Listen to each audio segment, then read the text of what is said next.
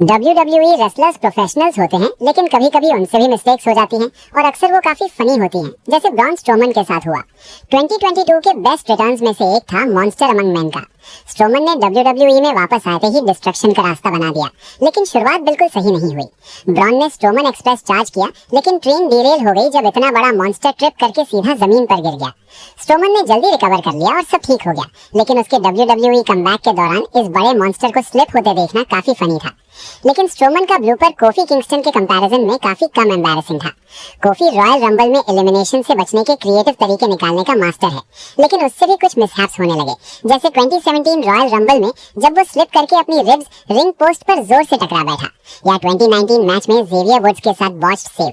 कम से कम दोनों इंसिडेंट्स में कोफी एलिमिनेशन से बच गया था, लेकिन 2022 रॉयल रंबल में ऐसा नहीं हुआ। किंगस्टन फुल एनर्जी के साथ एंट्री ली, लेकिन केविन ओवेंस ने उसे टॉप रोप से धक्का दे दिया। कोफी को बैरिकेड पकड़कर एलिमिनेशन अवॉइड करना था, लेकिन अनफॉर्चुनेटली उसके दोनों पैर फ्लोर को टच कर गए। WWE के पास स्क्रिप्ट चेंज करने के अलावा कोई ऑप्शन नहीं था, और इस तरह किंगस्टन सिर्फ 21 सेकंड्स में एलिमिनेट हो गया। पिछले वीक फेटल 5-वे मैच हारने के बाद सैमी ज़ेन रोमन और द उसोस से मिलने गया ताकि खुद को रिडीम कर सके। रेंज ने ज़ेन से कहा कि उसे ड्रू मैकिंटायर को डिस्ट्रैक्ट करना होगा और स्कॉटिश वॉरियर के दिमाग में घुसना होगा। सैमी ने फिर डिटेल में बताया कि वो कैसे करेगा। हाँ, मैं लोगों के दिमाग में घुस जाता हूँ, मैं वहाँ कंफर्टेबल हो जाता हूँ, मैं थोड़ा डांस कर रहा हूँ, मैं उसके दिमाग में डांस कर रहा हूँ, मैं उसके दिमाग में डांस कर रहा हूँ। हाँ सही। पता नहीं सैमी ज़ेन का डांस ड्रू मैकिंटायर के दिमाग में घुसा या नहीं, लेकिन रोमन और दी उसोस के दिमाग में जरूर घुस गया, क्योंकि वो हंस पड़े और कैरेक्टर ब्रेक कर दिया। ये आखिरी बार नहीं था जब सैमी ने ऐसा किया। लगभग 1 महीने बाद पूरा ब्लड लाइन रिंग में आया। जे उसो ने सैमी ज़ेन पर चिल्लाना शुरू कर दिया, जिससे रोमन और यूनिफाइड टैग टीम चैंपियंस के एक मेंबर के बीच टेंस स्टेयर ऑन हो गया। सैमी ने सिचुएशन को डिफ्यूज कर दिया, लेकिन शायद थोड़ा ज्यादा ही अच्छा काम कर दिया। आजकल वो इतना ओसी नहीं रहा है। तुरंत क्राउड से ओसी चैंट शुरू हो गया और 40 सेकंड से ज्यादा लग गए रोमन को अपना कंपोजर वापस लाने में। स्टोन कोल्ड स्टीव ऑस्टिन का रेसलमेनिया 38 के फर्स्ट नाइट पर एक और मैच के लिए रिटर्न करना ऑसम था। उसका केविन ओवेंस के साथ फन फाइट हुआ, लेकिन अगले रात ऑस्टिन के साथ जो हुआ वो अलग ही रीजन से फनी था।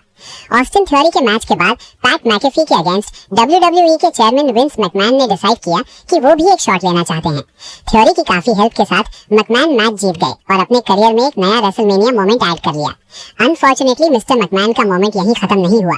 विंस के पुराने rival stone cold Steve Austin storming out करते हुए आए और ऑस्टिन थ्योरी पर अपना can of you know what unleash कर दिया। ऑफ कोर्स ऑस्टिन रिंग छोड़ने वाले नहीं थे बिना मैकमैन को स्टनर दिए, लेकिन विंस किसी वजह से रिंग में इधर-उधर लड़खड़ाने लगे, जिससे एक बहुत ऑकवर्ड स्टोन कोल्ड स्टनर देखने को मिला। लगता है कुछ चीजें कभी नहीं बदलती। और ये भी फनी था देखना कि विंस मैकमैन कितना फ्रीक आउट हो गया जब उसने थ्योरी का म्यूजिक बजते सुना।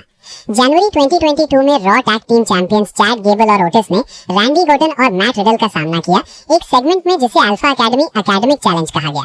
अगर आरके ब्रो जीत जाते तो उन्हें गेबल और ओटिस के अगेंस्ट चैंपियनशिप रीमैच मिलता। चैलेंज का पहला पार्ट स्पेलिंग भी था और ओटिस ने शुरुआत की।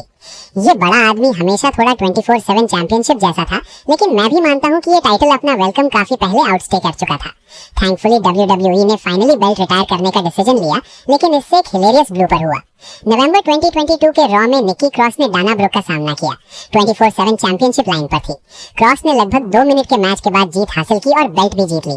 थोड़ी देर बाद ये हुआ, क्रॉस ने 24/7 टाइटल को डस्टबिन में फेंका, लेकिन मिस कर दिया। इस चैंपियनशिप के फाइनल इमेज के रूप में ये कुछ पोएटिक सा लगता है।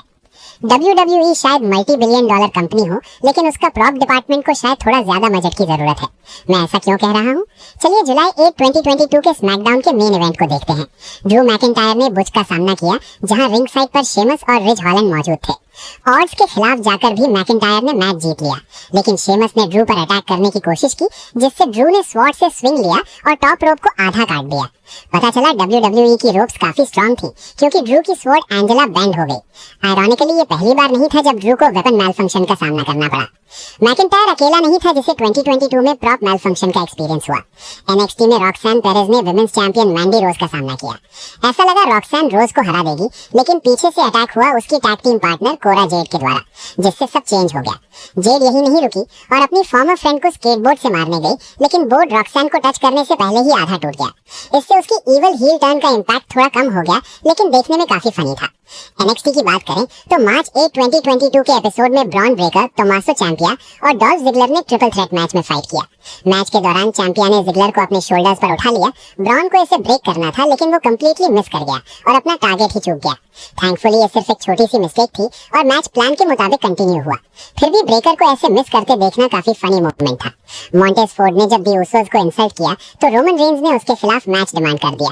रोमन एक ह्यूज ओपोनेंट था लेकिन फोर्ड ने भी काफी फाइट दिखाई। एक पॉइंट पर दोनों रेसलर्स रिंग के बाहर थे। फोर्ड अनाउंसर्स टेबल पर चढ़ गया लेकिन टेबल तुरंत कोलैप्स हो गई। मॉन्टेज फोर्ड का बस वहां खड़े रहना उस मोमेंट के बाद सच में बहुत हिलेरियस था।